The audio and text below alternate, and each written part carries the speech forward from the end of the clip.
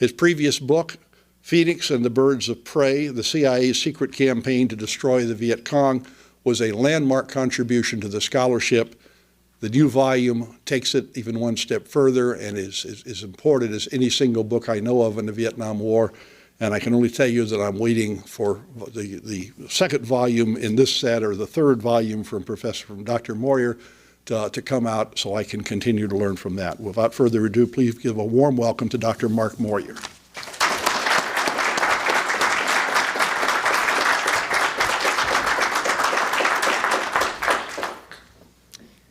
Thanks very much for that introduction, Bob. I'd like to thank several people, in addition to Bob, the Center for National Security Law for sponsoring this event. I'd like to thank my wife, Kelly, who's here, and my parents, Bert and Marjorie Moyer, who are also here, and my brother, David, and his wife, Monica, for coming. Merle Pribino, who I'm going to talk some more about, came. I'd like to thank him. We've had some folks coming from out of town. Jay Veith from Delaware, I know, had a bit of a drive to get here. And also the Vietnam veterans who are here, both Vietnamese and American, and some other Vietnamese friends of ours. And in addition, I'd like to thank the former students and current students of mine who turned up for this. There's some from every year that I've taught at the Marine Corps University, and some of my colleagues from the university. I'd like to, of course, also thank C-SPAN for coming here, and the staff of the Hilton Garden Inn in Fairfax for arranging all the details of this. And before I talk, I need to explain that these are my opinions, not those of the Marine Corps or the federal government, of which I am an employee. I'm going to talk first a little bit about how the project got started.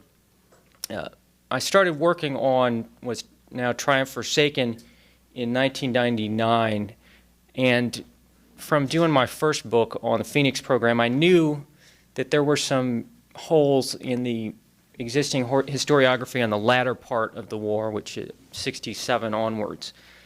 And I expected to rely on what I'd identified there. And when I was writing about the early part, which is covered in Triumph Forsaken, I had, in that book, relied on the many, many books that had been written, assuming that, on the assumption that the sheer volume of this meant that there had been some sort of consensus that had been reached. As I started working on the early part of the war, I started to have my suspicions that the consensus view that had been built up over this time itself was full of serious holes. And so what I decided to do was to go back to the primary documents themselves rather than just relying on amalgamating the works of others who had already worked on this. And as I got into it, the more I got into it, I found that, in fact, there was a tremendous amount of information out there that just hadn't been used or had been distorted. And at about the same time I realized that, I had the good fortune of coming into contact with Mr. Merle Pribino here, who introduced me to a treasure trove of Vietnamese communist documents, which allowed me and other scholars to understand the war from the enemy side to a degree we could not before, and to understand their intentions and capabilities. And that understanding has really changed how I have looked at the war and how I portray it. That through this process, of course, it took longer to get through all the material than I planned, and that's part of why I divided in half. But over the course of working on the book, I decided that really the entire conventional view of Vietnam during the 54 to 65 period had been grossly misrepresented. Now, Vietnam, of course, is a big subject today because of what's going on in Iraq. And I should start off by saying that the Iraq was not on my mind as I was working on this. I started on it well before it began, and the purpose of the book is to understand the past and not try to serve as a tool for the present. And the word Iraq, it's not mentioned in the book. I don't talk about current events, but there are some things we can learn from it. I'll touch on those a little bit briefly because I think it's useful for when we're comparing Iraq to Vietnam, that the people who actually know Vietnam well are the ones doing it. And one of the big things we are hearing a lot about today is the strategic importance of Iraq and the necessity of the United States going in there. Was it a strategic mistake?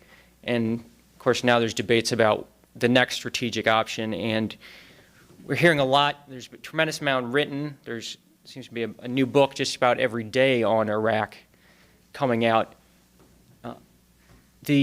There are significant parallels with Vietnam in this respect. The truth is that the key facts on something like this are not really going to emerge, and the whole picture won't become clear for, I think, a number of decades. Now, we're now 41 years after the 1965 decision to go into Vietnam, and I've found evidence that I think fundamentally changes how we look at that. And if you go back and look at what journalists or other commentators were writing in 1965 about Vietnam, clearly they were missing a tremendous amount of information. There was more available to the president, certainly, and despite our belief that the press gets a hold of everything, there's certainly things that I'm sure are known to the administration that aren't known to the general public. I'll first talk about the strategic importance of Vietnam, why I think it was, in fact, strategically important. In the standard view that you'll hear is that Vietnam was not important because Ho Chi Minh at heart was really a nationalist more than a communist, and that Vietnam and China had this historic enmity, and therefore Vietnam and China were bound to fall out, and we could have used Ho Chi Minh as an ally. And I take issue with that on a number of fronts. First is that I argue that Ho Chi Minh was not, in fact, a nationalist, and there's a lot of different things that point in this direction. We know he repeatedly praises the internationalism of Lenin and others, and he frequently, throughout his career, speaks of promoting international revolution. And when he's trying to encourage his partisans to move forward on a particular activity, he frequently emphasizes that we're part of this global revolution. It's not simply a narrow nationalist enterprise. He's on record for denouncing Tito and others who put what he calls bourgeois nationalism in front of the communist internationalism. He commends the suppression of the nationalist communists in Hungary in 1956, which occurred almost exactly 50 years ago from this date.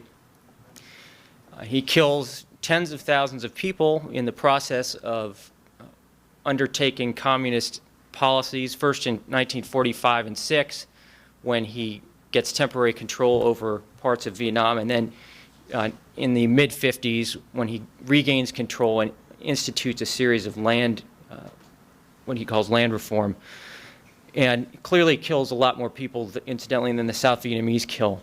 And if you look simply at how he sets up his government as well, it's clearly along doctrinaire Marxist-Leninist lines. Also, when you look at the relationship between Vietnam and China, you'll find out that, in fact, it's not at all one of hostility. Vietnam becomes essentially an independent but vassal state of China in the late 10th century, and from then on, very rarely is there actually combat between China and Vietnam. And in fact, the instances where there is some sort of fighting, it's usually because the Vietnamese are involved in some kind of civil war, and one of the factions invites the Chinese on the other side. There's a long history of cooperation. In the late 19th century, when France comes in and attempts to colonize Vietnam, China is actually called upon by the Vietnamese to come protect them because Vietnam is a vassal, China is the protector, and that's their role. And they do attempt that. They lose to France, and they're no longer a vassal state. If you look at Ho Chi Minh himself, he was actually very pro-Chinese in his outlook, and he spent a good part of his career with the Chinese. He's actually a member of the Chinese army in World War II.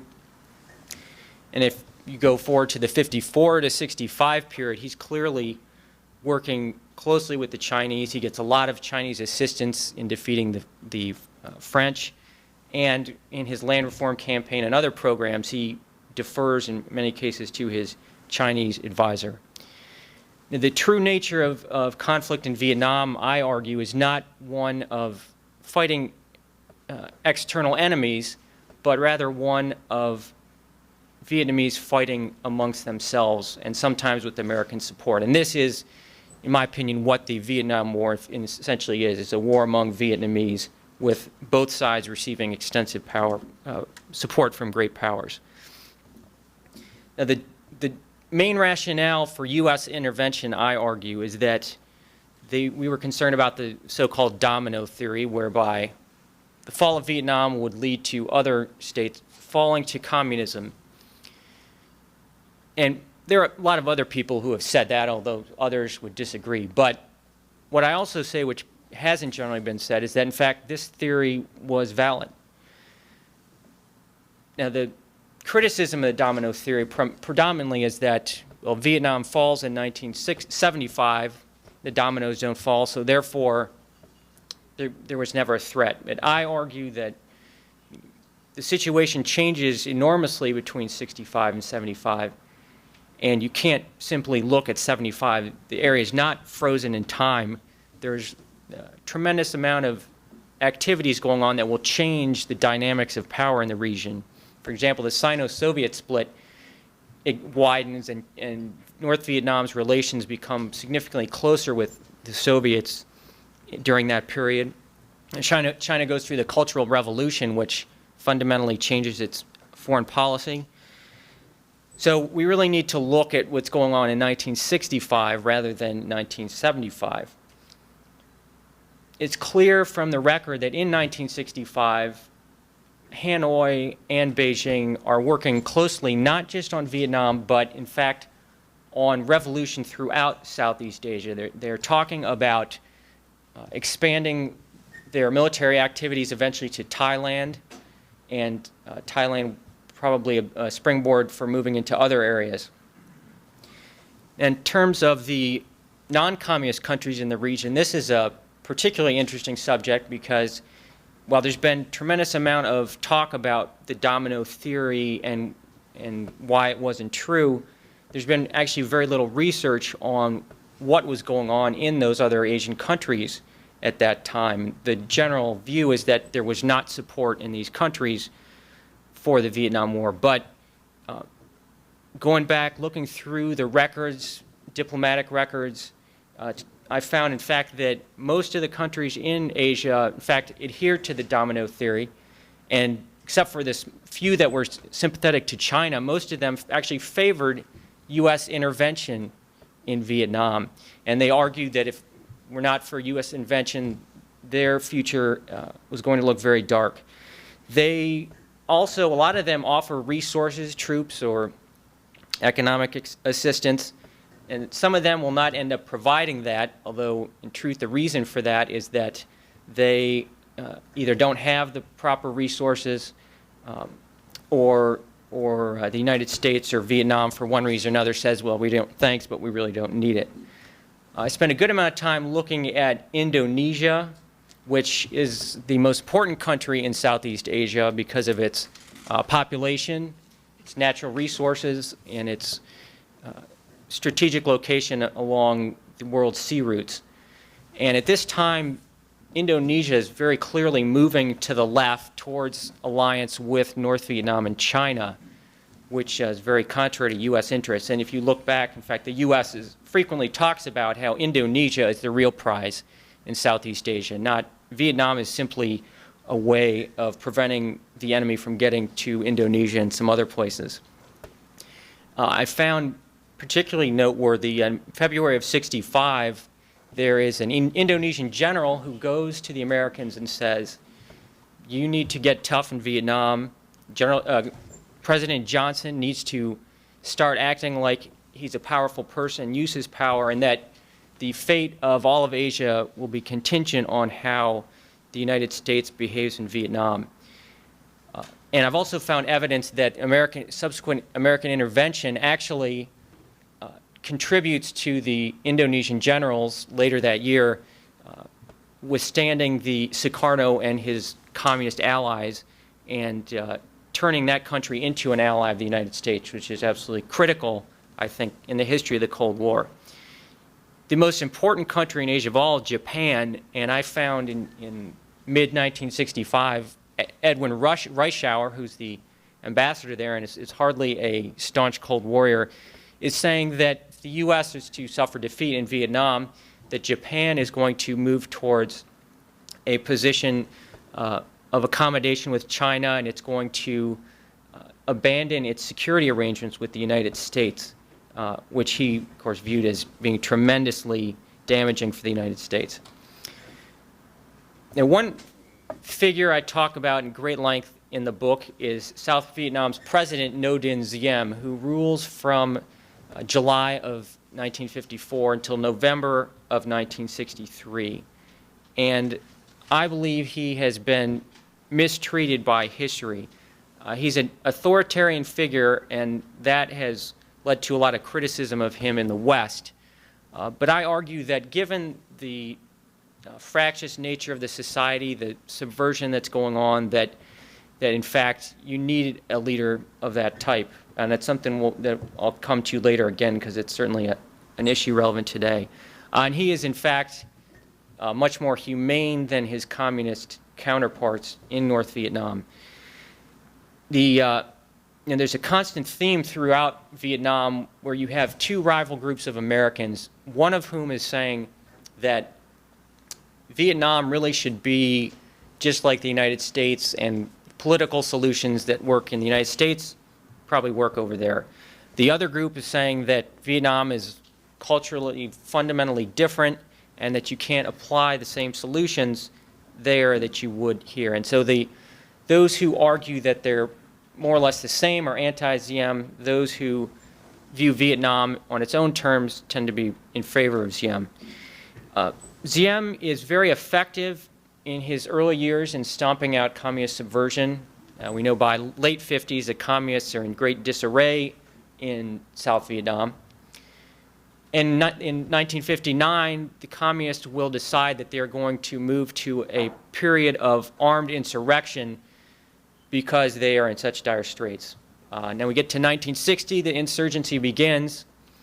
The communists are actually pretty successful, which I attribute to the charismatic attraction of their leaders, the fact that they do have this armed force, and also to a lesser extent, their land reform programs. And Diem had undertaken land reform in the late 50s, but he had set the maximum holding pretty high at 100 hectares, 247 acres, and so there's still a lot of people who don't have land and are ready to listen to the Viet Cong, who are promising them ownership of this land, although they secretly, in the end, plan to collectivize it.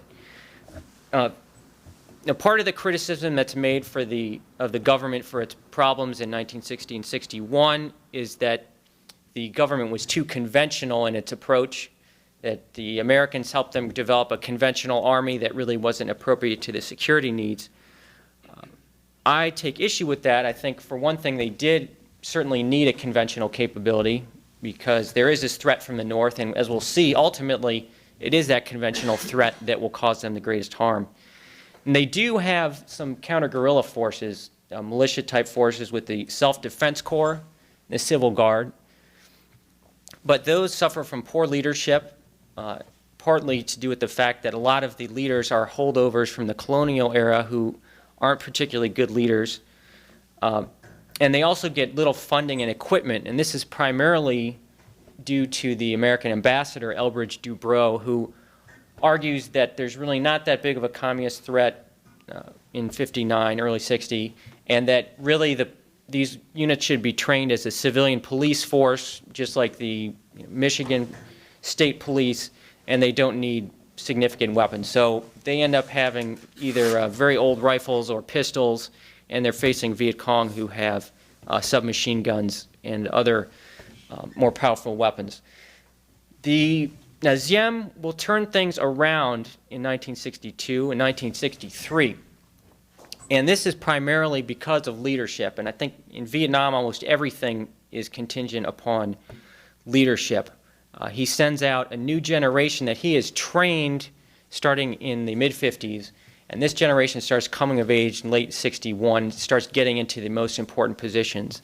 And he sets up the Strategic Hamlet Program, which is staffed with the Republican Youth, which has a lot of the up-and-comers in it. There is also more U.S. assistance coming in, although that's, I think, secondary importance. But this is now documented well, not from just U.S. sources, but also from the Vietnamese communist sources, and even the U.S. press, who would later dispute this. And this is a classic case of where looking at it from the other side has really fundamentally changed how we view the history. The big event that will lead to Diem's undoing is the Buddhist crisis of 1963. There's a group that's called the Militant Buddhists that come out and accuse Diem of religious persecution, religious discrimination, and I think that most of their allegations, in fact, proved to be fraudulent. We now know that there was communist involvement in these movements, and they were, in fact, aimed at subverting the government. And at the time, this was not understood by U.S. intelligence. Simply didn't have the sources, the right sources to figure this out. Diem had long been maintaining this, and it turns out he was right. The U.S. very much puts pressure on Diem to compromise, to make concessions, and this is again a case where we're trying to apply American remedies to Vietnamese problems.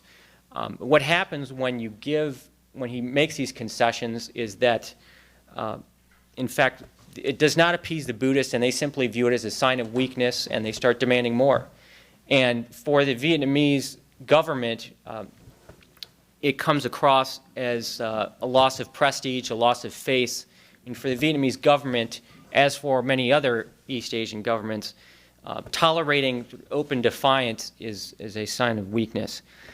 And this will come to a head in the middle of August when there's massive demonstrations in Saigon organized by these militant Buddhists. And at this time, it's the changeover between American ambassadors. The outgoing ambassador is Frederick Nolting, and actually Mrs. Nolting was hoping to be here today, but she was taken ill. But he was much more pro-Diem than his successor, Henry Cabot Lodge, who will come in. Now, at this time, Diem's generals are arguing that the government cannot afford to tolerate these sorts of protests. It's losing face, it's losing prestige. We've got to crack down. And so Diem says, okay, you're right. We will go ahead and we'll use the army to clear up these protests. He adds, don't use force against them. So they go ahead and do that. And the political situation seems to have been solved. The opposition dies down. The government's prestige increases. But the U.S. government and press see this as an act of repression that, again, violates our code of conduct. So there is an effort first by the press to discredit Diem and to put the blame on him. In fact, the generals who approve this ultimately will start to back away once they see the U.S. is so hostile to this reaction. The new Ambassador Lodge, along with his State Department allies, decide that they should, in fact, now attempt to get the generals to launch a coup, not realizing, in fact, the generals were behind this whole thing. And so the plotting begins in late August. And this time, the U.S. press becomes increasingly prominent, most particularly David Halberstam and Neil Sheehan, who are young reporters in their 20s in Vietnam. And they have, for a while, held a grudge against the government because both the Diem government and the American government are trying to limit the flow of information. And again, for South Vietnamese government in particular, it's a loss of face to admit military defeats, military problems. So the Diem government wants to keep the press away from those facts, and these journalists think they have a right to knowing everything that's going on, and they also think they're smarter than the U.S. officials who are out there. The press is also relying on some pretty dubious sources at this time, most notably Pham Xuan An and Pham Ngoc Thao, who are two communist agents working within the South Vietnamese government. And turns out Halberstam later will admit that An is actually his chief source on the attitudes of the South Vietnamese officer corps, which is critical because Halberstam is making these reports of terrible dissatisfaction among the officer corps with Diem. They're also feeding information to Ambassador Lodge. Ambassador Lodge becomes buddies with these guys, and they're trading information back and forth. And Lodge actually is paying more attention to him than to the CIA and the military. Now, when the coup ultimately will not turn out as planned, the journalists who have been pushing this line that if we only got a new leader, we'd fix all these problems, they start telling a somewhat different story, which is that really the war was going terribly up until by late '63, and so these problems we have afterwards aren't really a change because it was already lost by that point. And clearly that's not the case. But through their influence especially with the U.S. government, both in Washington and Saigon, I think it's not an exaggeration to say that Halberstam and Sheehan did more damage to the interests of this country than any other reporters in our history. Now, President Kennedy at this time is watching the coup, seeing what's going on. He's pretty hesitant to authorize the coup that Ambassador Lodge is stirring up. And most of his advisors think it's not a good idea, or his close advisors. There's a lot of new information that's come out on this. It's now clear that Lodge was acting behind the president's back without telling him, and that Kennedy, a few days before the coup, finally figures out that Lodge has been in contact with these plotters against presidential orders, and he tries to rein him in. He sends a message out saying, Ambassador Lodge, you need to go to these individuals and tell them we don't think a coup is a good idea right now. And Lodge kind of stalls and then finally says, I can't really do that, and doesn't actually pass the message. And Kennedy would have, I think, fired him had he been anyone else but Henry Cabot Lodge. But Lodge is actually a leading contender for the presidential nomination of the Republican Party in 1964, and Kennedy's afraid that if he fires him, this is going to be used against him in the campaign. Kennedy, ironically, had sent Lodge out there because he thought it would promote bipartisanship and it would prevent him from taking all the heat for Vietnam, but it turns out to backfire on him.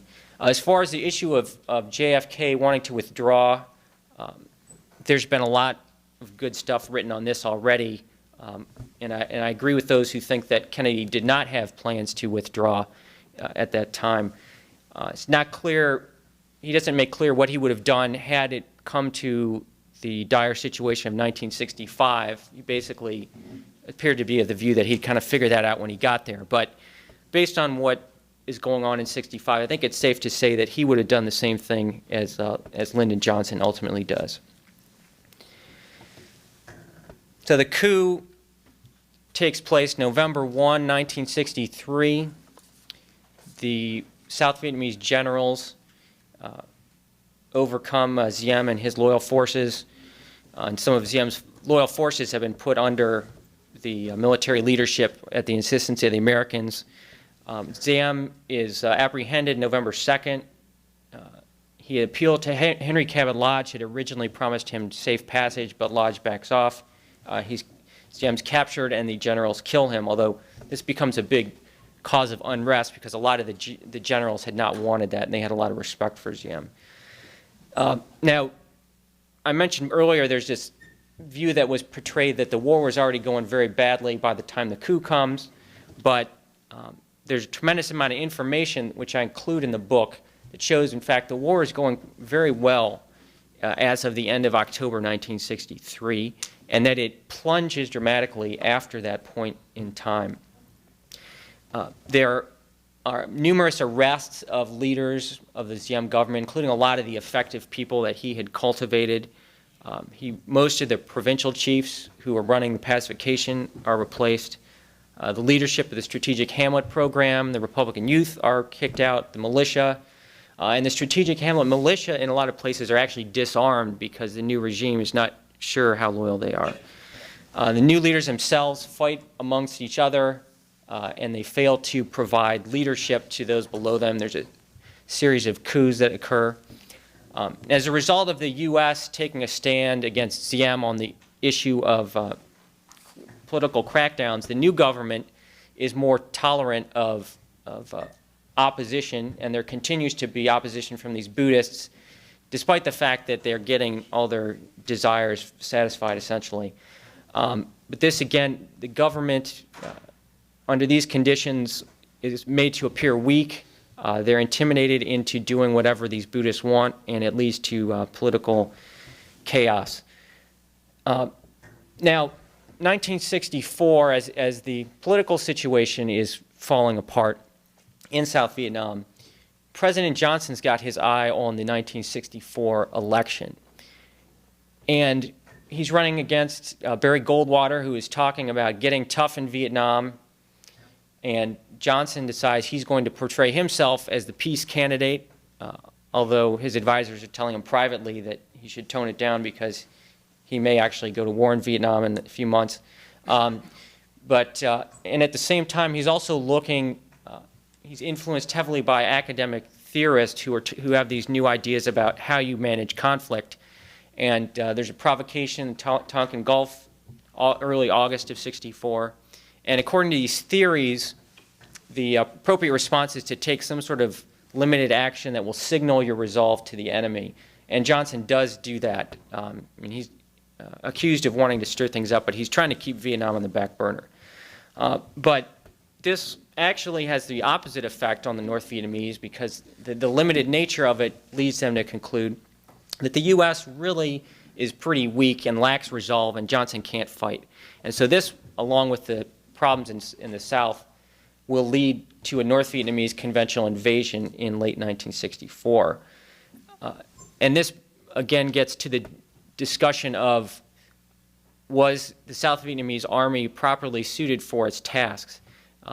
Clearly, by '64, this conventional force that the U.S. has helped promote is very useful. The communists describe it as being the main impediment to victory. And there's a lot of battles that haven't been covered before that I look at where the communists are employing in excess of 1,000 troops, and you simply cannot defeat that kind of an enemy with small militia or police forces. Now, Johnson eventually, this offensive by the communists will force Johnson in June of '65 to intervene and to commit the U.S. to the ground war. Now, I argue that Johnson misses some very important strategic opportunities during this period, in '64 and '65.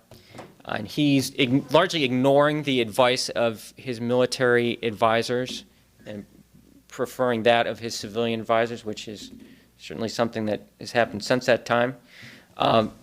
With respect to the invasion of North Vietnam, he's afraid, some of his military advisors think we should invade North Vietnam, a source of enemy power. And Johnson's afraid that China's going to come back in like they did in Korea.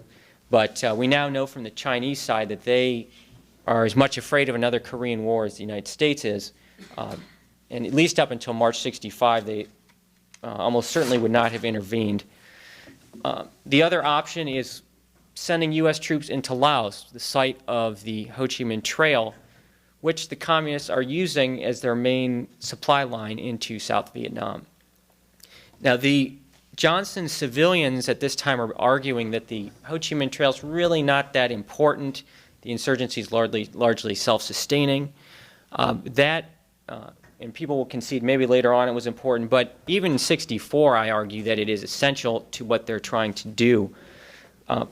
First of all, they talk about in their recollections, the communist memoirs, about how this was critical to their effort. And if you look at what's going on in the war, they're using a lot of heavy weaponry that can only come from one place, which is North Vietnam via the Ho Chi Minh Trail. I also argue that cutting the Ho Chi Minh Trail is in fact feasible, which a lot of people have argued with. One of the interesting things I learned from the North Vietnamese documents is there was actually a Ho Chi Minh Trail within Vietnam in 1960, and that, in fact, the Diem government succeeds in cutting that trail with about a division's worth of troops. The trail subsequently moved to the western side of the Annamite Mountains into Laos, and a lot of debate whether the U.S. should go in there. We don't. But the territory in Laos is not very conducive to sending lots of supplies. There's only a few places where vehicular traffic can easily go across. And so it appears just that from that and based on the 60 experience, it shouldn't be that hard. And in fact, we now have both communist Vietnamese sources and even Soviet sources that say that about 3 to 5 U.S. divisions would have been enough to stop that traffic, which is a lot less than what we ultimately deployed to Vietnam. Another point I'd like to emphasize in the book is that there is a lot of heroism, both by the Americans and the Vietnamese at this time. Neil Sheehan at one point calls the Vietnam War the war without heroes, and I argue that the only reason it may be perceived like that is that that's how the media has sought to portray it. I mean, clearly, Vietnam, you don't have someone like Joshua Chamberlain or Sergeant York or Audie Murphy, but if you look at what's actually going on, there is a great deal of heroic action, both by individuals and by units. And most of this hasn't been documented, so I go into it in the book in significant detail. I'll just mention a couple examples. November 25th, 1962, the South Vietnamese Army, a force of about 100 at the outpost of Phuoc Cha, is attacked by up to 1,000 enemy soldiers, North Vietnamese soldiers. The government forces have prepared their defenses very well, and they've got some howitzers in the area that they've lined up, anticipating the enemy attack. And the defense proves to be extremely effective. The Viet Cong leave 124 dead on the battlefield. Certainly, they took some more people with them. Government's total casualties are 10 wounded, no dead. Something we don't hear about. Another example, May 11th, 1965, at Song Bay. Just a handful of U.S. advisors in an advisory compound under attack by 2 Viet Cong battalions that are in possession of 8 heavy weapons companies. They managed to hold them off till they exhaust most of their heavy ammunition, which again, heavy weaponry, very important by this time. And by the next morning, the South Vietnamese regiment comes in and dislodges the Viet Cong from Song Bay. Individual who really distinguishes himself, one of many during this period, is Marvin Shields. He's present at the attack on Dung Hoa on June 10th of 65 when 2 Viet Cong regiments attack the town. They overrun a lot of government positions, but the government headquarters and the advisory compound, or excuse me, Special Forces advisory compound are still intact. And Shields is seen, and there's lots of documentation of this, jumping from position to position to distribute ammunition, to help the wounded, and to fire at the enemy. And he shot twice during that period, including one that takes out a good part of his face. But at one point, there's an enemy machine gun that's put up that is a grave threat to their position, and volunteers are asked to go with a rocket launcher to put that out. And he volunteers, although he's never used one of these weapons before, and he goes with Charles Williams, who was also decorated for this. They go run through, exposing themselves to fire, carry out the mission. He's hit on the way back, Shields is, and he'll die later that day. And he receives a Medal of Honor for this. The U.S. Navy names a frigate after him, but he's still not really someone we know. And again, this problem, unfortunately, we see a lot of today. There's a lot of heroism on the part of U.S. in Iraq. Now, if you go on the internet and look up Navy Cross or Distinguished Service Cross, for example, you'll see plenty of examples. But we don't see that in our press, which, and I think certainly is an audience for it, but I think it has to do with the attitudes of our press in this country, unfortunately. In conclusion, I'll just reiterate that Vietnam was not, in fact, an act of either hubris or strategic buffoonery, that in fact, it was based on relatively sound understanding of the international situation. And this, of course, again, is very relevant to our times because Vietnam remains a central issue in our history that people base current decisions on. So it's not something we should be hanging our heads about, with the exception of the few people who were involved in Siem's overthrow, like Halberstam and Sheehan. And State Department people who were involved, although most of them are now deceased. And as I mentioned, to a lesser extent, the decision not to go into North Vietnam or Laos in '65 is also another big mistake we make. But certainly the American deaths in that conflict were not in vain or in service of some lost cause, because we do ultimately achieve our aims of saving Southeast Asia from communism.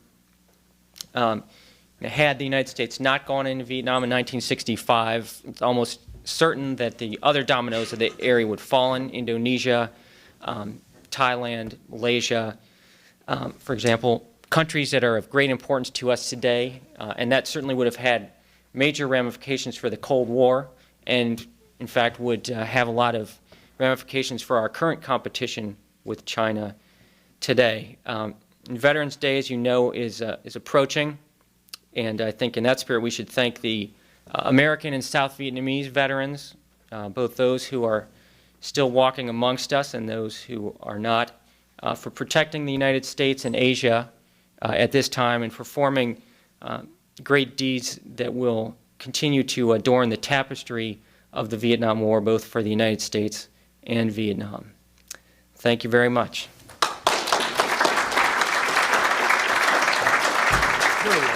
Excellent, excellent.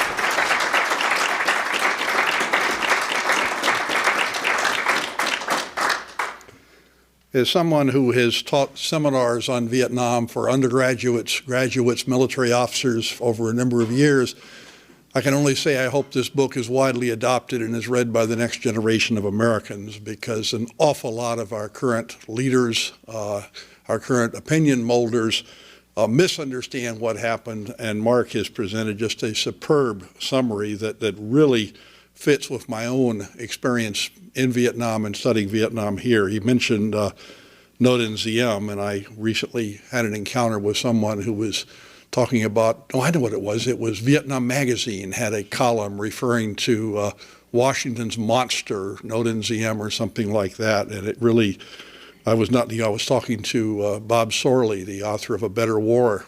He was lecturing in my seminar on Wednesday, and he shared my outrage over that.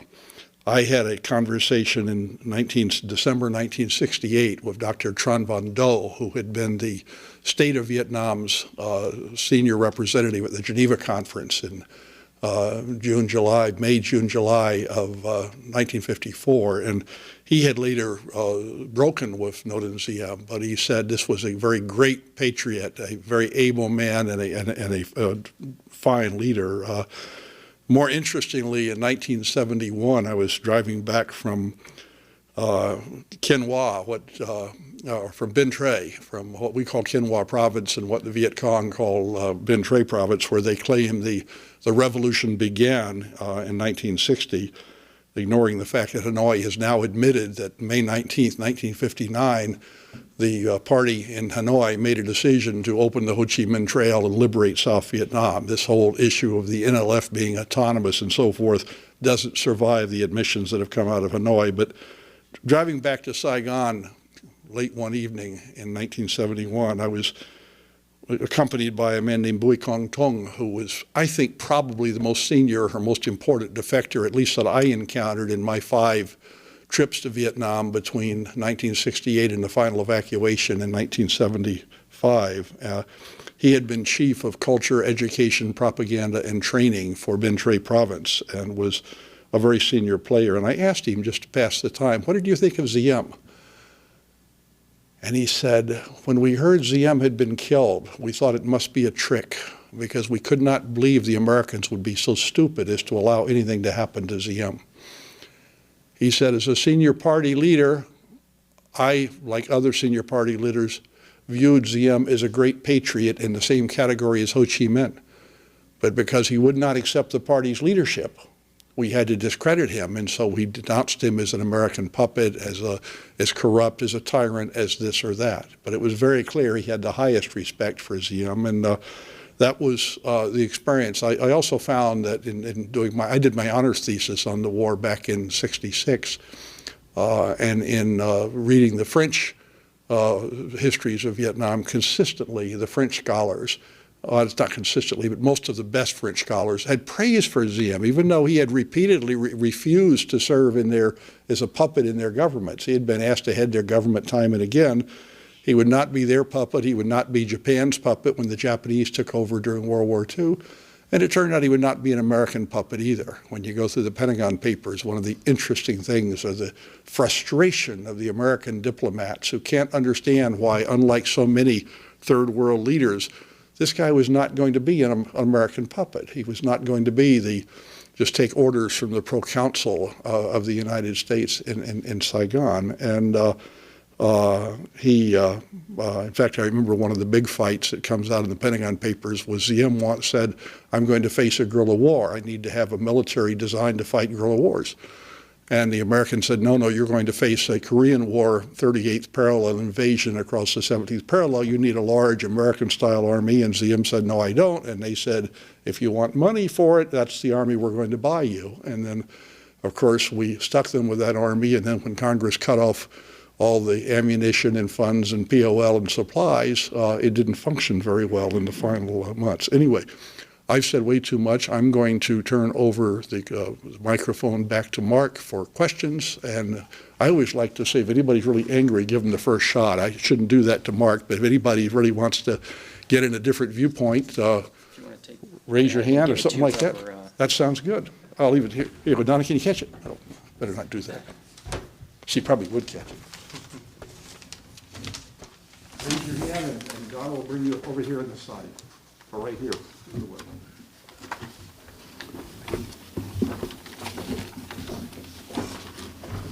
Mark, I found your comments on President Diem fascinating, and I look forward to reading that part of the book. My take on Diem has always been not that he was insufficiently democratic or not that he was too autocratic, but primarily that he was inflexible, that he refused to modernize, that he was fairly incompetent as a ruler, and he just didn't know how to govern. Now, I assume you're going to knock all those arguments down in the book, and I look forward to reading them, but give us a preview. Yes, I do. I address those in considerable length. Part of you mentioned the stubbornness aspect, and he certainly does get criticized for being stubborn, and starts in 1955 where there's this controversy between him versus these armed religious sects, which in some ways a little bit similar to what we have in Iraq right now. But the U.S. government is telling him, you need to compromise with these sects here. If you don't, there's going to be civil war. And Diem says, I don't think that's the way to go. We cannot allow there to be an independent armed force within the country. And the Americans keep telling him, and he keeps saying no. And he turns out to be right, because he puts down the sects. And part of the reason why in the future he won't listen to the Americans very much, because they were clearly wrong on that issue. Another thing, too, with the Diem and a lot of the other Vietnamese is they tend to become more stubborn when the Americans try to tell them what to do. So the ambassadors who are effective, particularly Nolting, or if you look at someone like Lansdale, they attempt to use persuasion rather than telling them, dictating to them. When Diem is dictated to, yeah, he is somewhat stubborn. As far as his effectiveness as a leader, again, this is where the communist sources prove critical, because a lot of people have tried to say the 62-63 period, it's not really going that well for Diem, but there's account after account after account from the North Vietnamese side and from the U.S. side and from the press, who later on comes up with this idea that things are going bad, to talk about how vigorous the government is in the Strategic Hamlet program, building up the militia forces, and just in general prosecuting the war. I mean, in Mekong Delta, it's a little more problematic, but even there, it's not in very bad shape. So that, in a nutshell, would summarize, my answer to that question.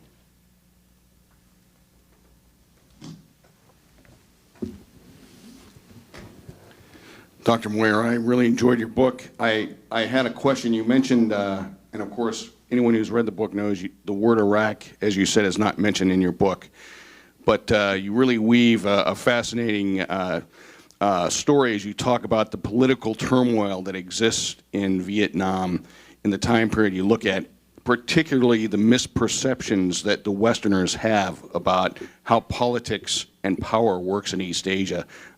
Is there a corollary, do you believe, with what's going on in Iraq today?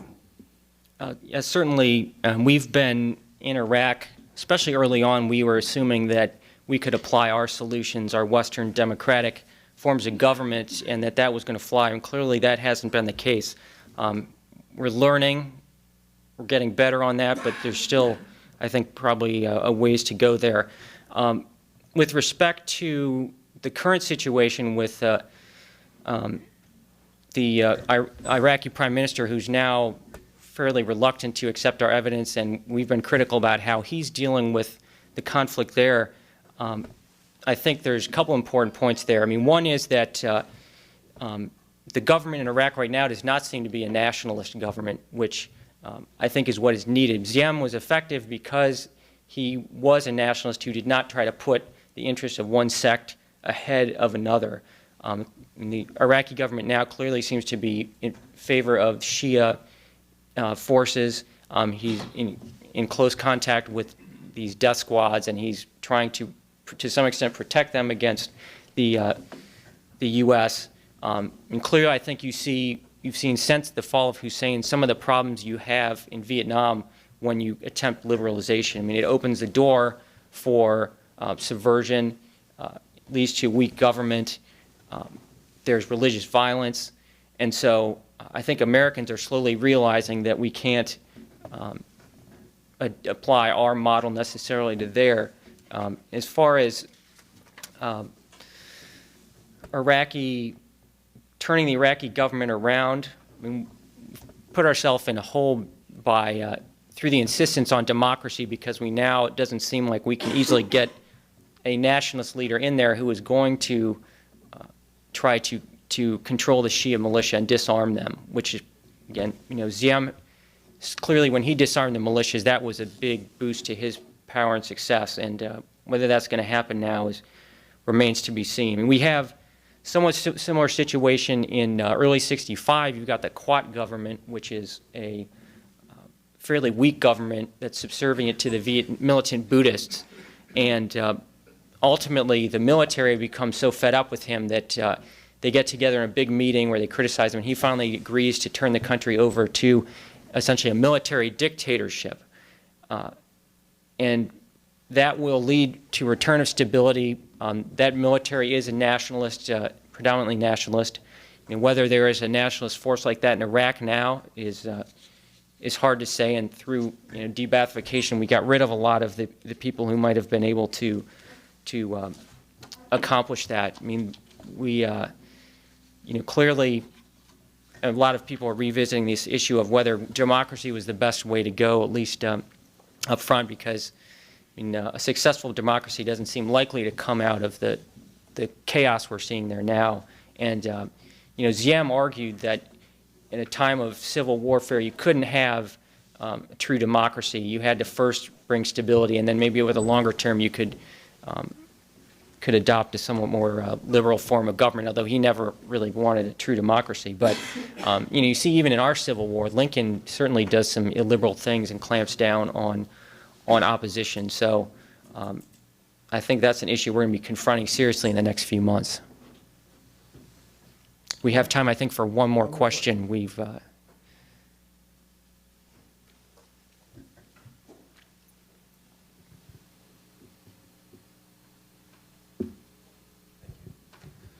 Dr. Moyer, you mentioned having access to the communist documents. You mentioned real briefly about China being concerned about another Korean War. Did you find any evidence that China or even the former Soviet Union were about ready to withdraw their level of support or involvement for Vietnam? Well, there's not talk of withdrawing at this time, but there is a lot of concern that they don't want to encourage the Vietnamese too much. So China does go along with this invasion sort of very reluctantly, but they at the same time are given the U.S. signal. I mean, they explicitly state in January of '65 that they're not going to fight the U.S. if the U.S. doesn't attack them. So they can't afford to give up completely. Now, that particularly interesting is the Soviet Union at this time was going through a transition in their relations with North Vietnam. And up until Khrushchev's fall in '64, they've been pretty standoffish, but new leadership comes in. For one thing, the North Vietnamese need Soviet assistance for anti-aircraft weapons because the Chinese don't have it.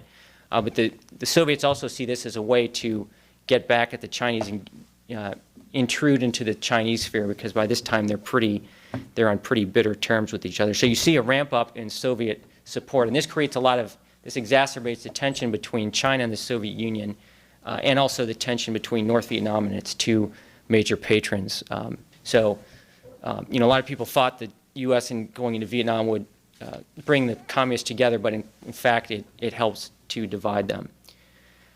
Well, we are out of time. Our friends from C-SPAN have accommodated us for an hour, so thanks very much to them. And we've got a reception outside. Do you have any final?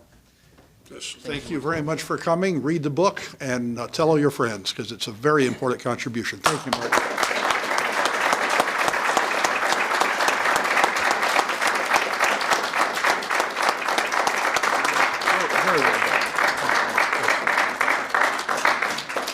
Mark Moyer is an associate professor at the U.S. Marine Corps University in Quantico, Virginia. For more information about the book or the author, Mark Moyer, visit triumphforsaken.com.